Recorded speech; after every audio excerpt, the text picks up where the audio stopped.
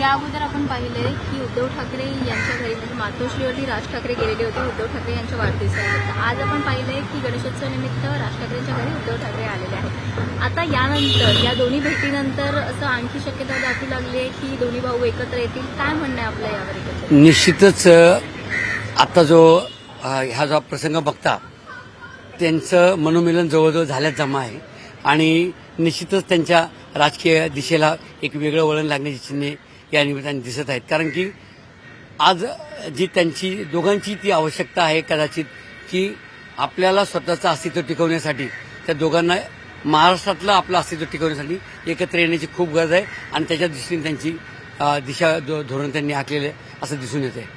दोन्ही भाऊ एकत्र आल्यावरती महानगरपालिकेच्या निवडणुका आता अवघ्या काही दिवस येऊन घेतलेल्या आहेत. त्याच्यावरती काय परिणाम होईल असं वाटतं? निश्चितच फार मोठा परिणाम होईल. कारण की आतापर्यंत असं झालं होतं की राज ठाकरे वेगळे लढत असल्यामुळे आणि उद्धव ठाकरे वेगळे लढत असल्यामुळे इतर जातीवादी पक्षांना किंवा इतर कोणत्याही पक्षांना त्याचा फायदा मिळत असे.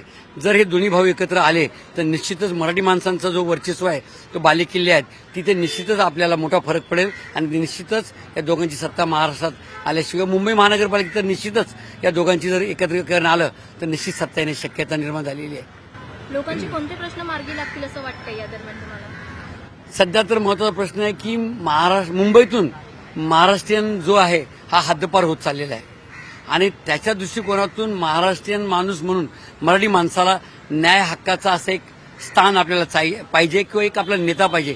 तो या दोघांच्या रूपाने आपल्याला मिळत आहे आणि जर तो जर मिळाला तर निश्चितच आपल्याला मराठी म्हणून इथे महाराष्ट्रात जगताना जसे बाळासाहेब ठाकरे असताना मराठी म्हणून आपलं एक वर्चस्व होतं, एक मोठं एक रुबाब होता किंवा दबाव होता. तो दबाव काहीसा नाहीसा होत चाललेला आहे. तो या दोघांच्या येण्याने आपल्या मराठी माणसांना खूप मोठी बळकटी मिळू शकते. त्यामुळे या दोघा भावांनी येणं एकत्र येणं गरजेचं आहे. बाकी महानगरपालिकेतल्या अनेक प्रश्न आहेत. आज रस्त्यावरती खड्डे पडलेले त्याचे प्रश्न आहेत. महानगरपालिका जवळजवळ 6 वर्ष ही बिना नगरसेवकाची चाललेली आहे. ही खूप दुरावस्था आहे. परंतु आपण त्याला काय करू शकत नाही. राजकारण हे अशाच प्रकारे चाललेलं आहे तर ते अशाच चालणार आहे कदाचित. पण जर सत्ता जर या दोघा भावांना आली तर निश्चितच मुंबईसाठी ही चांगली एक बाब असेल.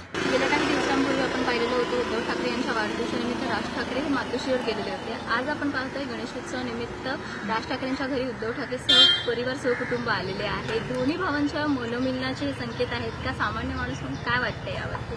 सामान्य माणूस मला हेच वाटेल की खरोखर यांची युती व्हायला पाहिजे.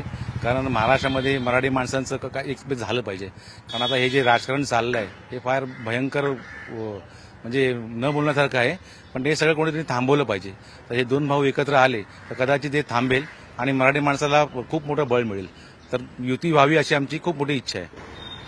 दोन्ही भाऊ एकत्र आल्यामुळे कोणते प्रश्न मार्गी लागतील असं वाटतं? बहुतेक प्रश्न मागे लागतील.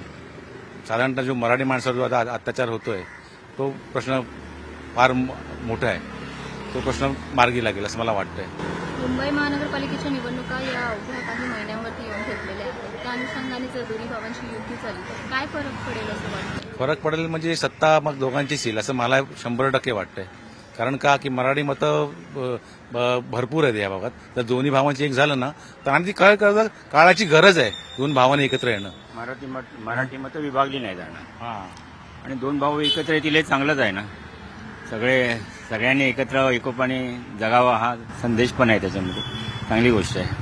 मराठी माणसांचे कोणते जे विविध प्रश्न आहेत आता देखील मराठी माणसाला भांडावं लागते त्यांच्या हक्कांसाठी तर ते मार्गी लागतील असं वाटतंय का? लागतील थोड्याफार प्रमाणात तरी नक्की मार्गी लागतील आणि चांगलंच होईल. काय त्याच्यातून वाईट असं काहीच नाही होणार. सगळी चांगलीच गोष्ट आहे. हो नक्की यायला पाहिजे. सगळ्याच भावांनी जे दुरावलेले असतील तर सगळ्या भावांनी एकत्र यायला असं मला वाटतं.